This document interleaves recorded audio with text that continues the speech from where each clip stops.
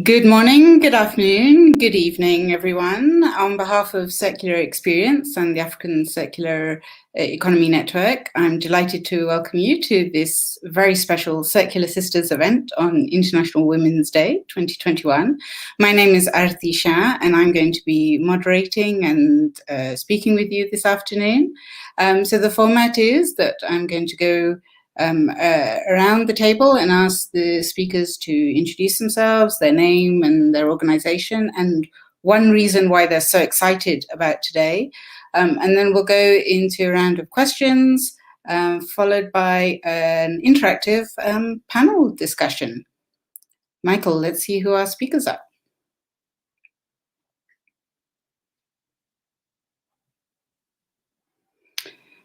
So, we will have Patu Ndango, founder and managing director of CLSV Ventures, Happy Amos, MD of Roshan Global Services, Tigui Camara, founder and chair of Tigui Holdings, and Jocelyne Tsonang, executive board member of the Africa Circular Economy Network. So, Patu, could you just introduce yourself and tell us why you're here today? Yeah, thank you very much for this wonderful event that you've put together.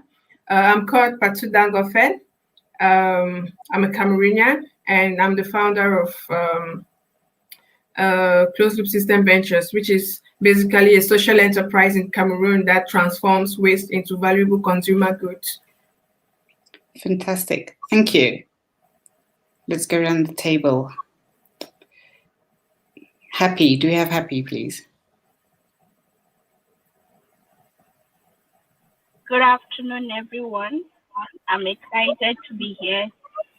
It's Happy International Women's Day to all the women around the world. My name is Happy Amos. I'm the founder of Roshan Global Services. We basically work in providing women with access to clean cooking in Nigeria. Thank you. Excellent, thank you. Jocelyne. Yes, good afternoon, everyone, and happy International Women's Day to all the women out there. So, my name is Jocelyne and I am an environmentalist, a natural resource management expert, executive board member with the African Circular Economy Network. I am also the founder of an eco-friendly housing company called D&D Smart Construction. So I'm joining from Cameroon and very excited and looking forward to this conversation. Super, thank you. And do we have Tigui?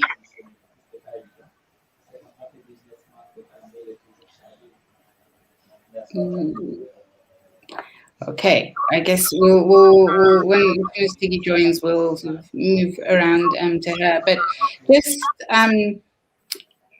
thank you all. So yes, let's start with you, Patu. Keen to hear about promoting zero waste. How do you do it?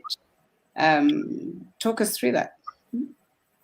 Well, basically, I am passionate about transforming waste into something useful, because I believe that everything that we produce as waste can actually have an intrinsic value in it.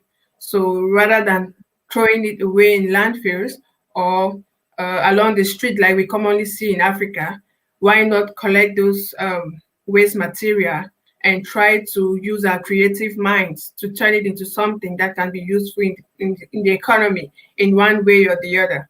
So zero waste for us at CLSV, Closed Loop System Ventures, is basically about using waste that we collect from different sources. And usually we deal with different types of waste. For example, we started initially with organic waste, which we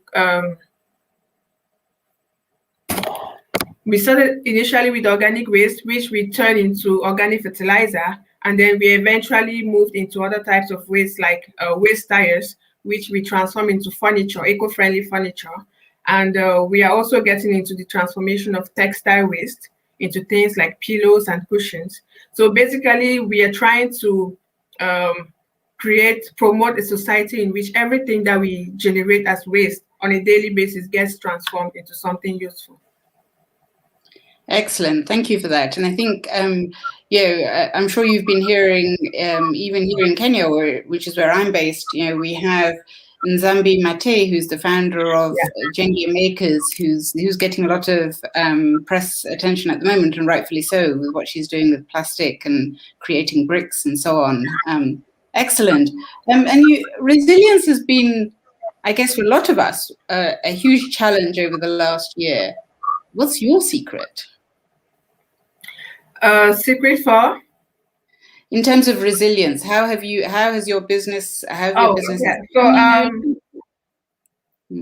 So basically, the secret lies in doing what you love doing, because every day we face a lot of challenges, institutional challenges, financial challenges, and various types of challenges that if we are not passionate about what we do, then what happens next is that we will give up, either because we are not making the amount of money that we want to be making, or because we just feel that we cannot succeed in what we are doing. So for me, my number one secret is passion. So you should be passionate about what you want to do before you even start doing it. Yeah. Excellent. Okay. And I think just before I move on, I think also in terms of textile waste, are you looking at pre-consumer waste or post-consumer waste? How does that work? Talk us through that a bit. So basically, what we're trying to do with textile waste is we are going to be looking at post-consumer waste. So like what people have used and are no longer in need of it, like the clothing that we use every day, and we don't need it anymore. So rather than throwing it away into landfills, we are going to collect those textile waste and transform it into these consumer goods, cushions, pillows. Yeah. Excellent. Okay. Yeah, I do hope you can even move into the pre-consumer side as well. There's a lot of waste that happens there too. So thank you for that. Let me move on to Happy. Let's see Happy on the screen. I'm here. Excellent. So let's. Can you talk to us about about clean cook stoves? Perhaps explain to people who aren't familiar with them what they are, why they're circular, why they're good for us, what problems are they solving? Okay, so clean cook stoves are basically cook stoves that have been made and manufactured to either emit less carbon dioxide as greenhouse gases or zero. And also they are made to be smokeless so that it does not affect the health of the people. And also they are made to be efficient, that is the thermal efficiency is high. Because what is happening, especially in Africa, is we have the most popular cook stoves are the 3-stone stoves that consumes large amount of fuel, whether it's firewood or charcoal, and only like 10% of the energy generated by the fuel wood is of use to the person cooking, and 90% of the energy is gone to waste. So, but with we have the improved biomass cook stoves that is about 70% efficient than the rudimentary 3-stone stoves. And then we have the cleaner cook stoves like LPG and electrical cook stoves. And we also have the biogas from bio-waste cook stoves. So for us, we are working with the improved biomass cook stoves. We call them the happy stoves. They are made to be, they use fuel wood, that is either charcoal or firewood, but they are made to be 70% efficient. And we use normal materials found in the environment. We use clay, and we also use used metal sheets and recycle them into making these cook stoves. So in a nutshell, we are using what will have been waste to make cook stoves that will in turn save the environment. It saves the fuel consumption. It reduces the greenhouse gases emissions, and it also cooks very fast so that women can also engage in other economic activities. So not just that, we also make the charcoal or the fuel we use from agricultural waste, where from corn hub that will have been thrown away, palm kernel bark that will have been just thrown away is now recycled to be used as cooking fuel into briquettes, compressed into briquettes that women use also in cooking. So basically that is that about clean cooking for women. So we say clean cooking saves lives, saves money, and saves the environment. Excellent, excellent. And I think, I'm sure you've seen the recent report that's come out that talks about indoor air pollution and the number of premature deaths due to, traditional, quote unquote, cooking methods. And I think we've really got to change that. In fact, with the latest data, they've doubled the number of people globally from something like 4.2 million to 8.7 million. A number of whom are going to be in Africa, absolutely. And maybe if the cooking stoves were cleaner, maybe the men would also get involved in the cooking, perhaps? Is there a chance that they might be incentivized to do that? Okay, so Happy, another question for you. What does a market-based approach mean to you when we're striving towards circularity? Oh, Happy seems to have... Can you hear me now? Yes. So the network goes off and on. So for market-based approach is basically, with cook stoves, what we found when I started, for example, is most of the time cook stoves were given free to people, which distorts the market at all times, because it makes people always want to wait until a free copy is given to them. But with a market-based approach is to find a viable market approach where this is a product that can be found in the market and should be purchased in the market for the value that it offers. So when that is done, then it's easy for us to continue the Gosh. Okay, I think we'll come back to Happy. Hopefully she'll be able to rejoin. So let's move on to Jocelyne, please. Jocelyne, as one of the co-hosts of today's session, please tell us, how can the circular economy help close the gender gap in Africa? Circular economy can help close the gender gap in Africa because statistics shows that most small activities that can actually incorporate circularity are being carried out by women, and circular economy can help increase efficiency in most of these activities. Like, let's just consider the agricultural sector, which is mostly led by women. If you want to talk about the small scale agriculture, which is mostly led by women in Africa. So circular economy principle in the area of agriculture will go a long way in helping them improve their value chain, because they will no longer have anything like waste in their value chain, but everything in the name of waste is going to be transformed into something valuable that is going to increase their revenue along the value chain line. For instance, if we take the example of palm nuts, if we have circularity in there, they will not only have oil from the palm nut, but they're also going to have palm kernel oil. They're also going to use the chaff to enrich feed for animals. They're also going to use the bark to produce charcoal, like briquette charcoal, like what Happy mentioned. And there we notice that everything in the palm nut has been used, and the revenue for the rural woman has been increased. And we have this in a lot of sectors, because we also know that most SMEs and informal businesses are being carried out by women, and these are the ones driving circularity on the continent. Even if we want to take example in the textile industry, we know women are mostly involved.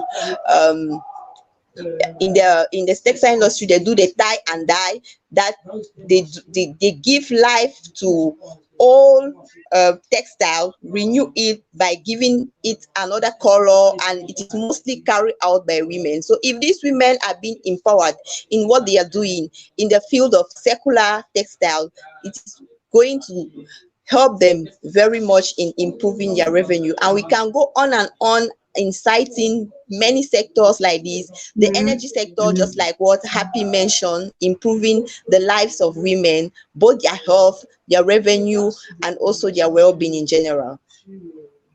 Excellent. I'm so glad you've mentioned agriculture, and leading on from what you, Patu, and Happy have said.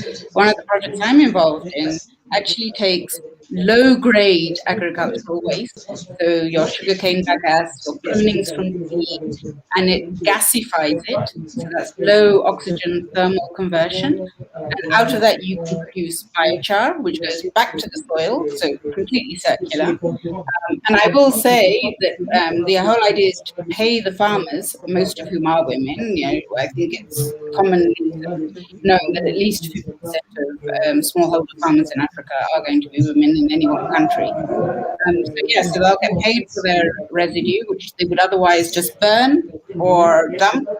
And so they're burning or dumping money, but this time they're actually going to get paid for it. Once it goes back to them, they will apply the biochar on their farms. That will increase crop yields. And the reason why it's so important, particularly in Africa, is because our soils are older than the dinosaurs. You know, it's not like Europe. Europe, so young, right? They don't need rejuvenating, whereas the soils in Africa very much do. And this is a solution. And then other byproducts rather, from this gasification will be heat for drying your tea leaves, for example. So instead of burning wood, which is what happens particularly in Kenya, and I'm sure it happens elsewhere on the continent, and electricity. So you can produce electricity, whether it is for processing, agri-processing, or for the communities. So yeah, lots of benefits that we can obtain out of the waste from agriculture. So I want to turn to you, Jocelyne, and ask you about construction. As you know, a couple of minutes ago, I mentioned, you know, the idea of taking plastic waste and producing brick material. But yes, what can you tell us about construction and circularity?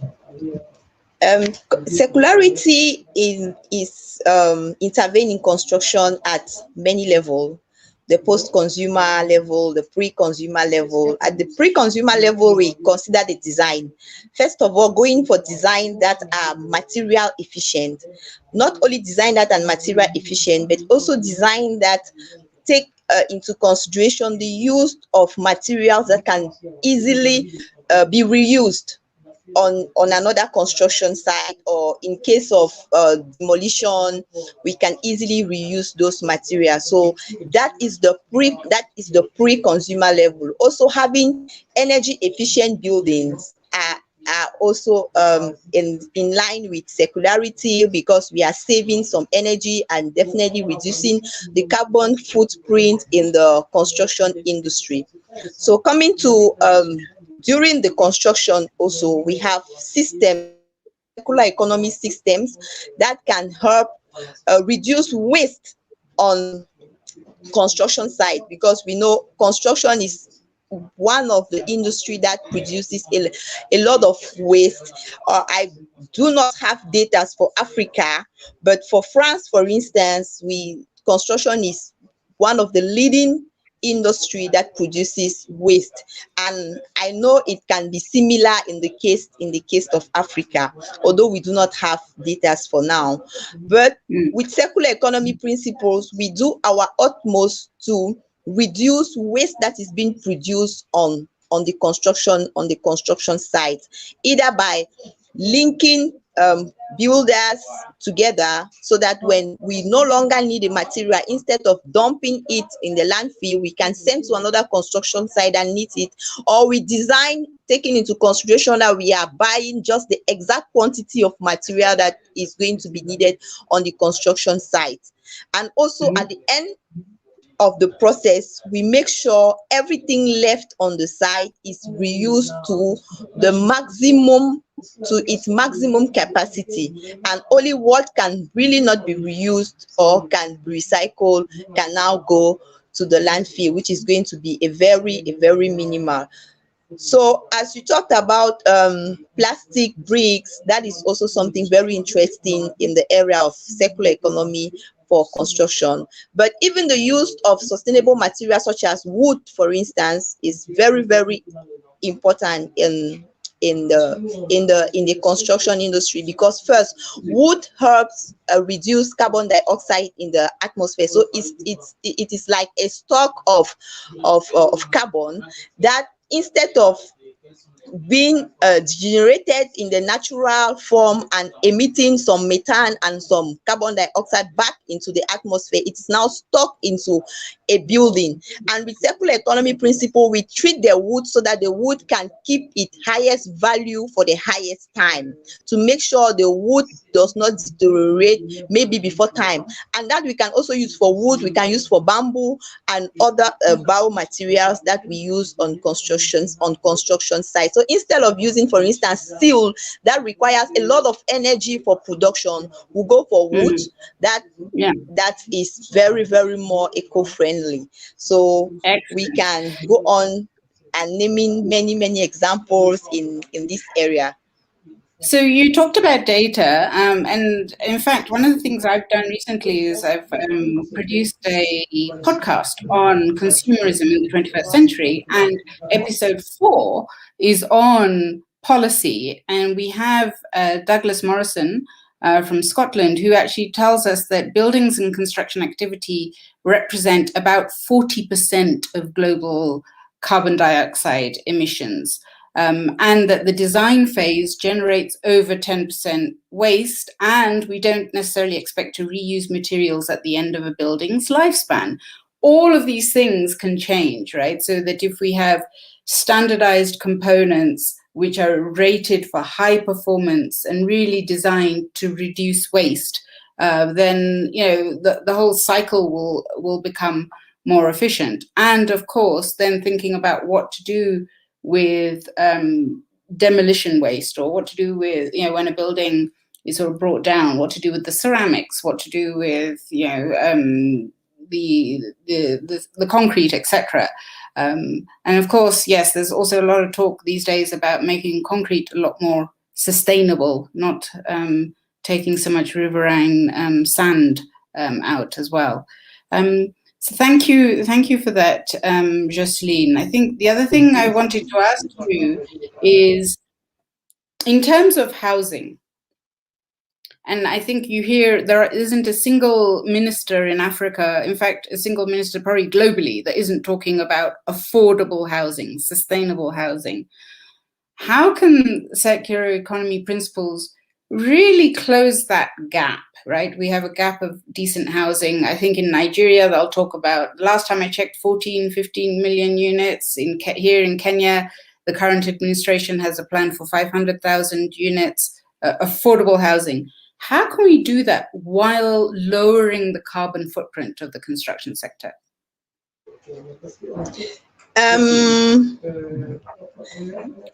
So what we can do is, first of all, affordable circular economy principle into construction industry, especially in Africa, for what I know and for what I've been practicing, makes housing a lot more affordable.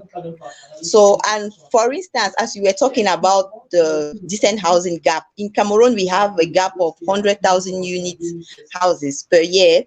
And as far as the years go on, the gap keep increasing, because we know only 5% of the population have access to the regular mortgage. So what happens to the other 95% that can have access to the regular mortgage to afford the house? So we need to provide affordable housing solution, and that is what we are doing currently on the field by sourcing materials that are nearby. For instance, what our company does is we do compressed earth brick. to do compressed earth brick, for instance, you do not need to go source for earth like very far. We always have it around the building site. It is affordable. It is at times it is even free of charge. So you use it to do your compressed earth bricks, which are not only very energy efficient, because you need less energy to cool your house when you're in a hot temper region like most of the regions here in Cameroon. You're going to, that home offers you a very good comfort, so it reduces your utility bills in terms of energy. And we also incorporate water system that help like collect the rainwater that you use for other activities in the house. That also helps reduce your utility bills at the end of the day, making the house more and more affordable, and cutting the housing cost like 20% of the regular cost, which is something very important for most households. And we use wood material, we use bamboo, for instance, to replace steel, and these materials are more affordable, they are more efficient, and they help you even during the construction and even after the construction, because you have a home that offers a good comfort and with a low carbon footprint and low utility bills, with renewable energy incorporated for where we do not have like houses connected to the national grid. For instance, we have renewable energy solutions incorporated to the house. So we have experienced it, and it is working here in Cameroon, and I know it is working elsewhere too. So now is we need policies to come in and bring in some regulation into the sector and help the public sector, which is already doing a great job in that sense. Yeah, no, I agree with you. Sometimes you just have to get going and then wait for policy to catch up with you. And I think, as we're talking of policy, maybe we can also have Patu back. I'd like to open the floor a little bit. One thing I'd certainly just like to say before I go around the room again, one of the things that I feel is really missing in the current conversation around policy is extended producer responsibility. I think there's very much an idea that extended producer responsibility stops at your border. And I think that that's a bit of a challenge for us here in Africa and Global South more generally, because we need to, if there isn't a very strong policy on both sides, we're going to end up with cars and clothes and electronics, which are almost, if not already, at the end of their useful life, pitching up here in the Global South. So I think that's something that we really do need to think about.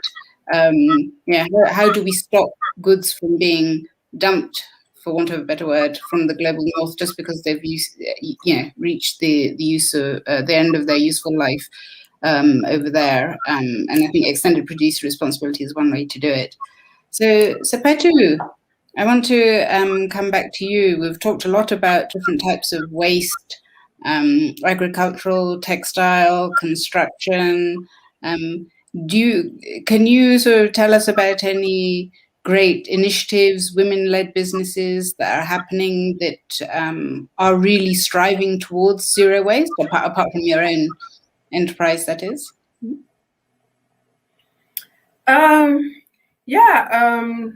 One thing, just like Jocelyne mentioned, is the fact that many women are getting involved in the circular economy.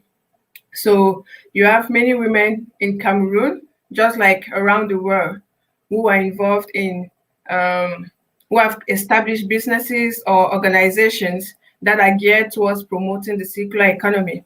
And one of those, apart from, like clearly mentioned earlier, Zambi from Kenya, who I happen to have met in Uganda, who is doing a lot in the domain of plastic waste recycling. You also have somebody like Monique Tomgia. I think she must be known quite well as well around the world, because she has won a lot of grants, thanks, and a lot of awards due to what she's doing in her domain. So what she does is she promotes circular economy, particularly in the area of renewable energies.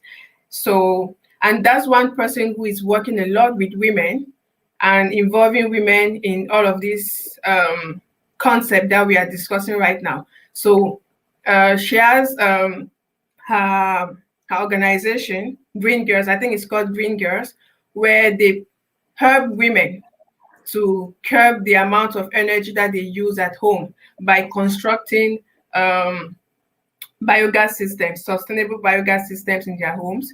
And so what they do, they really focus on women.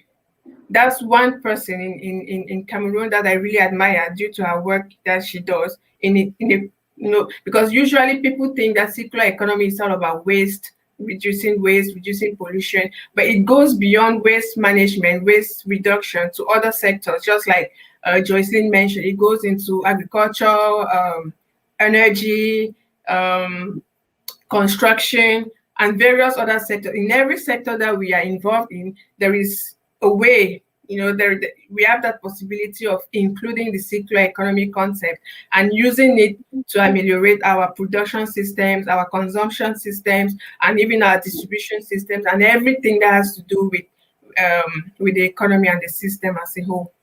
Excellent. Thank you very much. I think we had a question up on the screen. I'm just going to ask, yes. I think I'm going to open this. Probably, Jocelyne, you'll want to take this one. Are these construction solutions available in areas where practically no utility infrastructure is available, or is that a future plan?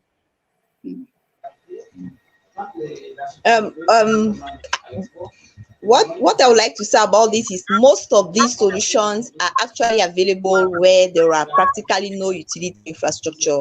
So that is even why we can say they are affordable, because even people in rural area in Africa can afford them. Because the what can I say, the material is available in the nature. What we need to do now is to give it its optimum value. For instance, here in Africa, we have had like earth buildings over years, but what was happening, or what is happening in most cases in villages in Africa, is that they just use the earth and they just build a home without trying to add value to it.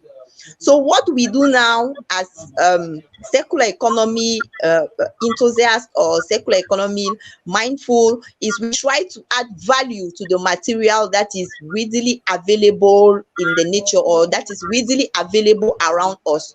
When we are going to use earth, for instance, for construction, we are not going to use it the same way as our grandparents were using it back then, but we are going to add value to it to make sure it provides you with the necessary comfort you need in your house.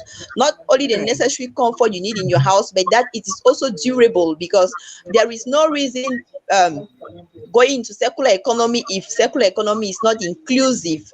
So we make sure we respect the three pillars of sustainability, even as we are incorporating the circular economy principles into our solutions, which is like the economic, the ecologic, and also the social aspect of it. So yes, these materials are readily available, but why we need policy to come in now is we need policy to incentivize mostly the small the SMEs that are operating in this sector, because most construction companies operating in these sectors are SMEs.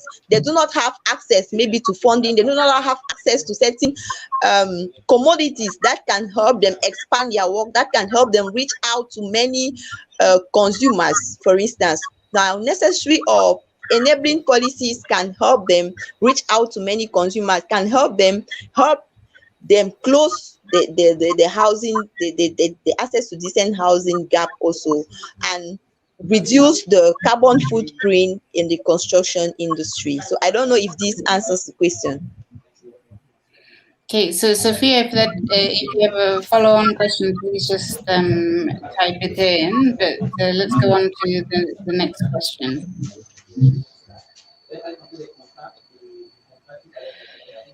So we've heard from Uganda that Coca-Cola is paying only $1 for around 300 PET bottles. Is the circular future new slavery jobs for Africans, or will producing companies have to pay a cleanup fee? Who wants to take that one? Jocelyne, you want to take that? Patu? Well,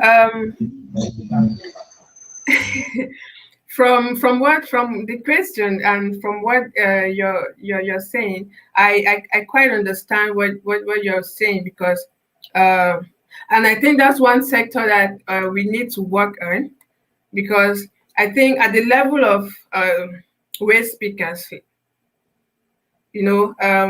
circular economy has to take into consideration everybody that gets involved, and waste pickers are usually one of the people that do the how would I put it, like most of the work, because they need to collect the waste and provide this waste to maybe like recycling companies. So basically what Coca-Cola is doing, I think, is they are just trying to incentivize the sector and make it in such a way that people who on a normal basis don't have an extra source of income can actually collect these waste bottles, and in return have something that can help them. I think $1 is not to be neglected, especially within our African context, because when you transform that $1 into our local currency, it's not. It can at least help the family to do one or two things. And if you look at the number of plastic bottles that are along the streets or in riversides or different areas of the environment, you realize that collecting 300 plastic bottles at the end of the day, it's not something that is impossible to do. You can actually collect thousands of plastic bottles in a day, and if you can have something decent that can help you to provide something on the table for your family, I think it's not something to be neglected. We can keep kind of like advocating for an increase, in that amount of money that is being paid, but I think it's a good start. It's already an incentive, and more can be done. Yeah. Okay, Jocelyne, do you want to add anything? Yes, it's an incentive, but the incentive is not enough, because if we want to talk about the extended producer responsibility, like you mentioned, what is Coca-Cola gaining when they are selling 300 bottles of Coca-Cola? That is where the equation starts. So $1, what fraction of their gain is $1 representing? Because they are actually responsible for this pollution, so they should also be responsible for the cleanup. It's not like a favor they are doing to anyone, but if they actually want their business to be sustainable, and they want this planet, and they want to save this planet, because after all, if the planet is damaged, there won't be any business any longer. So we all need to save the planet to sustain our businesses, so that our businesses can carry on from generation after generation. So it is actually something we need to ponder on, and this is where policymakers have to step in. If they really want to incentivize waste picker, they should do it the right way. So that is what I would like to say about it. Yeah, excellent. Okay, so I think we have another question here, and Happy, I'll go to you. How do the different cultures in Africa make a difference in promoting circularity? I mean, Africa is clearly a very diverse continent. We're all sitting in different parts of it, or we're all from different parts of it. So yes, let's say, you're sitting in wherever you are, Happy, at the moment, I can see you're in a car somewhere, but how do the different cultures across the continent make a difference when it comes to promoting circularity? What happens in your backyard? And I have very little understanding of this particular question, but I will try to give it.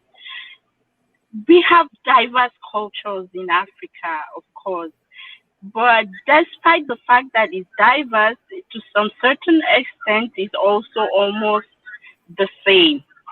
So because we have the same values, different cultures, but almost the same value, like the family value, the community value, is values that we share across board in Africa.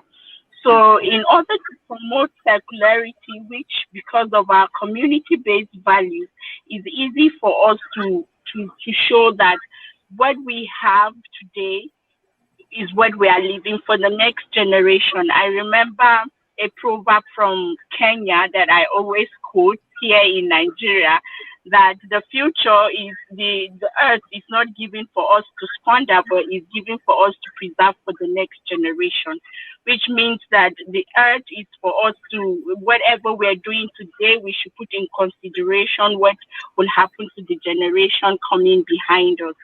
So the issue of circularity it goes across board in Africa because of the values that we promote and the values that we hold dear to us in our culture. Okay. Patu, would you like to have a response to that?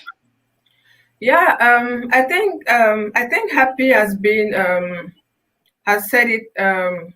She said something that is quite interesting about culture in Africa, which is that of sharing, because we realize that in Africa we tend to use certain things for a very long time, and even at that, when we use it and we do not need that thing anymore, we have that culture of giving it out to other people, be it family members or friends, and that is one very important aspect of the circular economy. Being able to keep things, materials or products or whatever, being able to keep those things within the system for the longest period of time. So I think that is one thing that we do in Africa. Sometimes for some people, it's not they are not aware, they are not conscious of the fact that they are actually promoting circular economy, but that is exactly what is being that is exactly what is happening by living in that way, that having that sharing habit or behavior. Excellent. Yeah, I think what I'd say is that if we take agriculture is in its own way diverse across the continent, and not everybody is in agriculture, right? We have pastoralists, we obviously have people sort of moving into sort of cities. But this idea of taking, whether it's agricultural waste from farms or food waste more generally, depending on where you are in the continent, you can adapt what you do with the waste. I mean, you can certainly if you go down to a place like Amboseli here in Kenya, the Maasai traditionally don't farm, yet they have to find new ways of managing what we prosaically call the human-wildlife conflict, right? So, again, how can they adapt their traditional lifestyles and still, make the best of what is circular, so that they can, for example, cook efficiently, so that they can stop, if you like, deforestation in order to use the wood as fuel. Yes, let's go on to the next question, please. From Jana Röhler, what can we do here in Europe to support us in Africa? Jocelyne, what are your thoughts here? Yeah, I just recently, that was on the 2nd March, I had to speak on during the 7th meeting of the Africa-Europe Economic and Social Stakeholders, and we were talking about partnership. And we had a very good example of partnership, which is the DigiLogic platform, which is a platform to promote smart logistics. And it is a partnership between some countries in Africa and 3 countries in Europe. I think we have Finland, we have Italy, and we have Germany. And the countries in Africa involved are Ghana and Zambia, and definitely other countries are going to come on board. So they created a platform to support innovators who are into smart logistics solutions. So I believe that is one of the sustainable way. Because like you mentioned, if I can get to the previous question about culture, we have a lot of ancestral know-how in Africa. But now, how do we add value to this traditional know-how? We need innovation, we need technology, we need funding actually to carry on research. So these are all the areas in which we need to collaborate, because we also have the know-how here, and there are many things that the European continent can learn from us, and there are also many things that those in Europe can add to us as value here in Africa. So partnerships are key in to drive circularity, because we are all linked. We have just one planet, so there is no planet for Africa and another planet for Europe.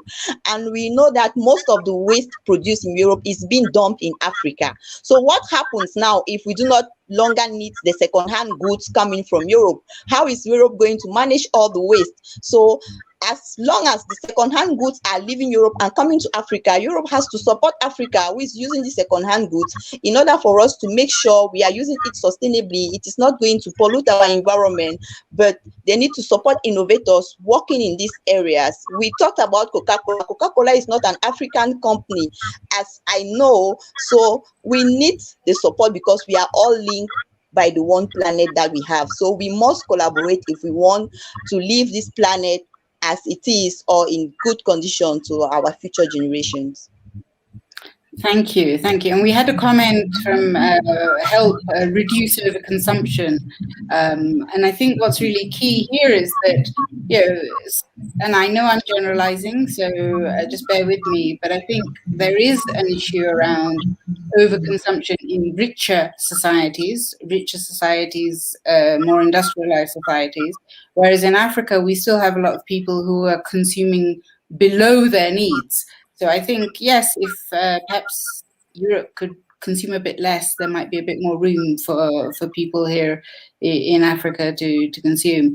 I think I'd actually like to turn the question around and say that if you live in Europe, I don't know how easy it is to get your shoes mended or your clothes repaired or your iron fixed or your fridge fixed. But yeah, maybe we can send over some of our talent, because on every street corner, every market, every shopping mall, you know, we have people running businesses, just keeping things going. So I think that it can work in both directions. So I think we have time for maybe a couple more questions. It's great to see how interactive the conversation has been so far. Is there current encouragement from the government to use soil and clay for construction? This is from Miriam. I'd be interested to know if such projects are taking place. Jocelyne. I know very well. We have a government body. It is the mission of promotion of local material. But I want to say they are doing more talk than walking the talk. So what is like the structure is there, but we cannot feel any impact of the structure on the field. For instance, the structure is there maybe to help people go into clay and soil construction, but definitely we do not have public buildings in this clay and soil construction, which is a very great paradox, because you can't be promoting something that you're not using yourself and you expect other people to use it. It just can't work. And what they do is they sell it to people, but they sell it at a very expensive cost, and most people do not buy from the government body because it is expensive. So they turn now to SMEs like us to offer them their expertise, because we are more affordable than the government body is, which was supposed to be the contrary, because government body is getting some funding from the government. So we can say they are aware of it, because if the government body exists, it means that they are aware of it, they know that it is important. But now is they do not have the political will to push this agenda. So that is where the private sector comes in now. But the private sector can do some work and instill some change, but if the government is not really like willing to do it, it will be very, very difficult for us to achieve our goal in this sector. So some project, if there are some projects taking place, I think I mentioned that there is a government body, but the government does not have any strong initiative in this sense. All the initiative on the ground are being led by the private sectors, and most especially the SMEs, because the bigger construction sector are not even interested in this material. Most of construction industry, construction companies interested in this material are the small size companies. Okay, so I think since this year's theme is choose to challenge, I think you've just challenged public sector across Africa. Well done. So a question from Shelina. I'd learned that textile industries in East Africa were being constrained by governments, the focus being upon recycling Western clothing. How can this be addressed? Who wants to take that? Otherwise, I have an answer. Well, from what I understand, if I understand the question very well,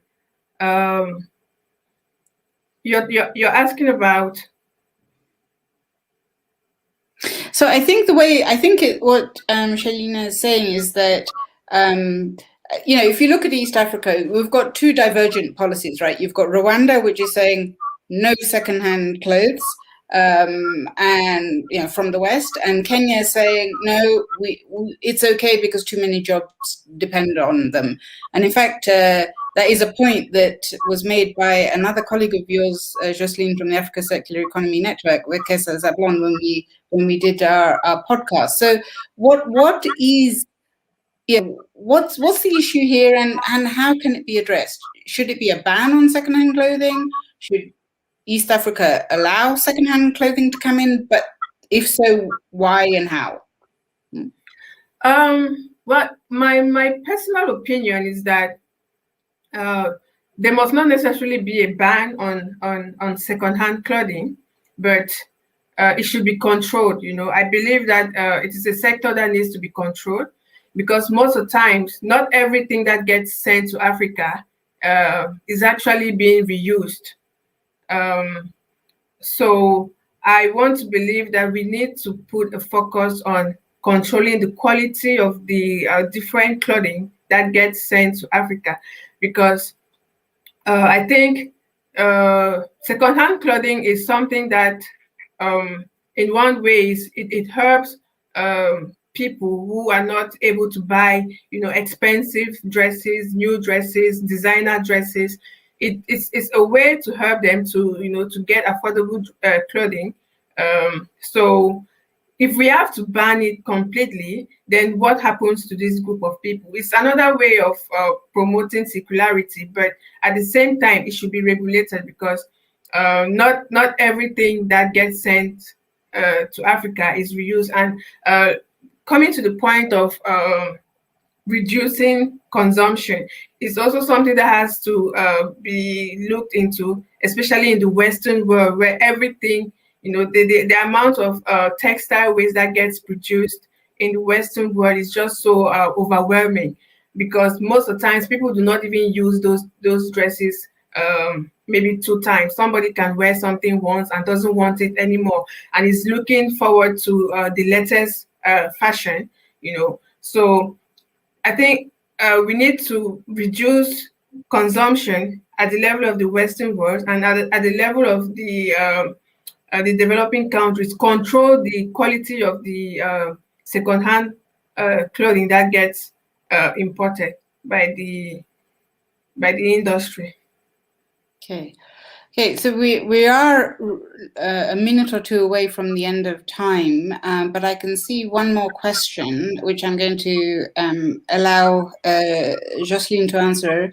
Please just keep the answer short. It's around e-waste. Should there be a ban on e-waste to Africa? I'd like to say it's similar to what Patu just said. I think it should be the same principle.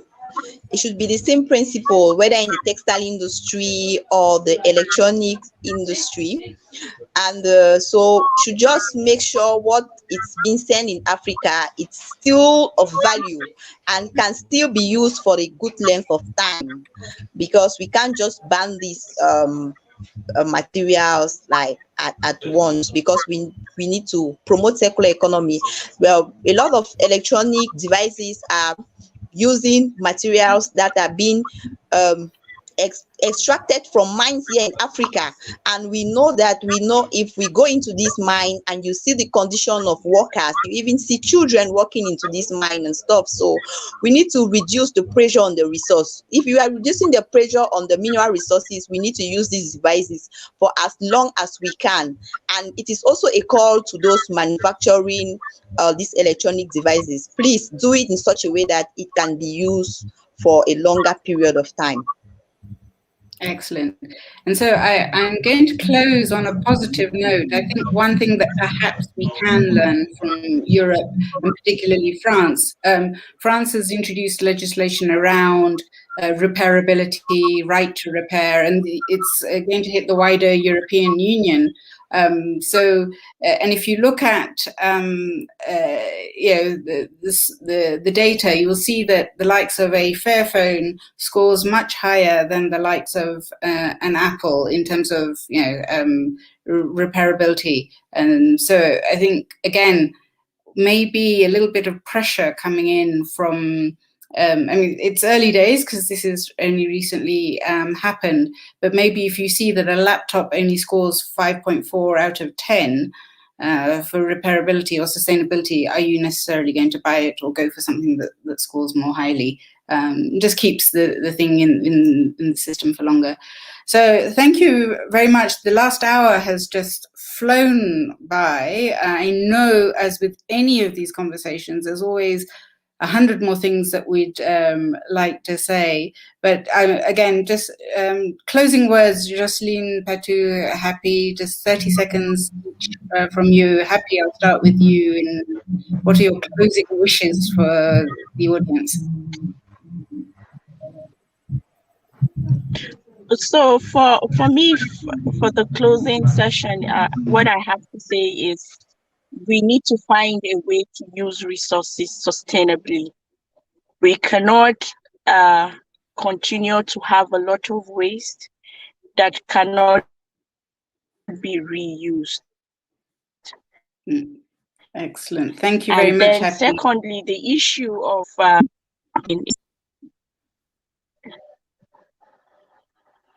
okay.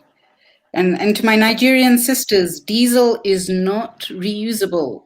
So perhaps maybe we can start reducing the number of diesel generators in Nigeria. Patu, what would you like to say? Okay, so my closing word would be that we need to promote initiatives that are geared towards reducing the amount of waste that gets dumped in our environment.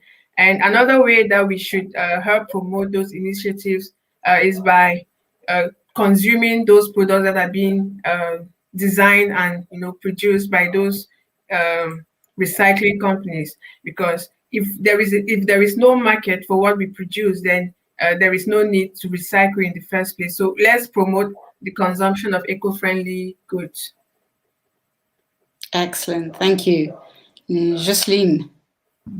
Okay, if you want to know more about what is happening in the circularity field on the continent, visit our website www.asen.africa and send us a message if you want to be part of our network. We are very open, and let's keep in touch and let's keep promoting circular economy on the continent and on the planet. Thank you. Thank you, Circular Experience, for this great conversation. The time went so fast. Thank you very much, Africa Circular Economy Network, for being the co-host, and thank you for the man behind the scenes, Michael Boyle. We're not seeing him; he's very shy, but without him, we wouldn't have come together today. So I'm just going to close by saying thank you to him. Yes, absolutely. This video will be staying out on various platforms. You'll be able to watch it again or recommend it to your friends. And I think what would be good, we'll find a way of sort of sharing some of the ideas that we've talked about so that you can go and look them up and, you know, and track them down. So on behalf of everyone today, thank you very much and have a fantastic International Women's Day. Thank you.